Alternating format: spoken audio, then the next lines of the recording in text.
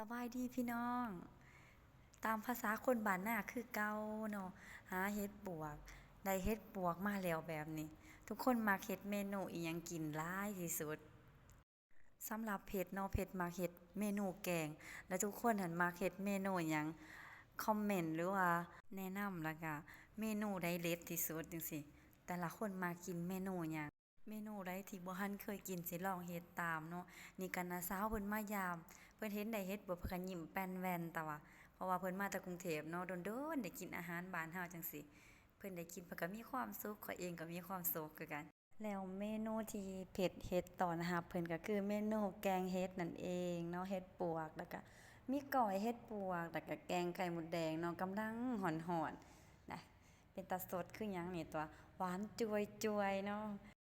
สำหรับเมนูนี่ก็แซ่บอยู่เทิงฟ้าย่านเทวดามากินน้ำเพิ่นตั่วเนาะ